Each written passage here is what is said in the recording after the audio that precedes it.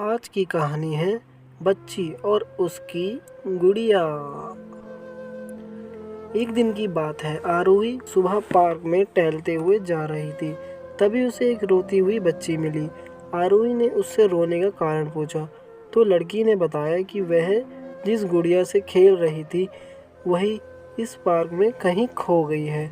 आरोही ने उस बच्ची को उसकी गुड़िया ढूंढ लाने का आश्वासन दिया, जिससे वह बच्ची चुप हो गई।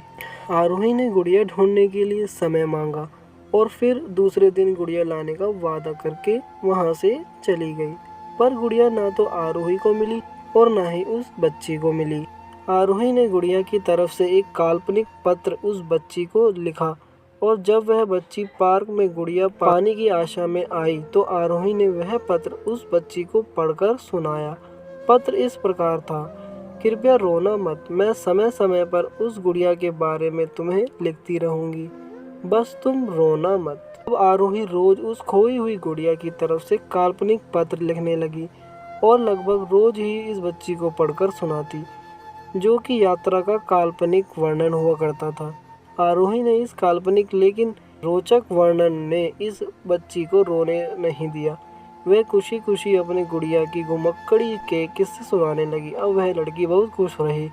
दिन जब काफ़ी कहानियाँ हो गई तो आरोही ने एक दूसरे गुड़िया उस बच्ची को ला कर दी। जाहिर है वह गुड़िया बदली हुई थी। उस बच्ची को अपनी खोई हुई पुरानी गुड़िया जैसे नहीं लगी तो वह आरोही की ओर देखने लगी। आरोही अनजान बनते हुए गुड़िया में चिपकी एक चिट्ठी को निकालकर पढ़ने लगी। उसमें लिखा हुआ था, वह मैं ही हूँ, तुम्हारी वाली गुड़िया जो पार्क में खो गई थी। दुनिया भर की लंबी यात्रा की वजह से मैं थोड़ी बदल गई हूँ। बच्ची को इस गुड़िया और आरोही पर विश्वास हो गया, पर वह गुड़िया लेकर घर चली गई। वर्षों बाद जब वह बच्ची बड़ी हो गई तो एक दिन वह अपनी अलमारी में कुछ ढूंढ रही थी तो उसका ध्यान उसी गुड़िया पर गया तो जो आरोही ने उसे दी थी। बचपन की बातें याद करके वह हंसने लगी। उसे सब समझ आ चुका था कि आरोही ने कैसे उसका मन रखा। उसे वह गुड़िया पर फिर प्यार आने लगा। वह उसे बड़े गौर से देखने लगी। तभी उसकी नज़र गुड़िया की फ्रॉक की आस्तीन में छुपे एक छोटे से पत्र में गई।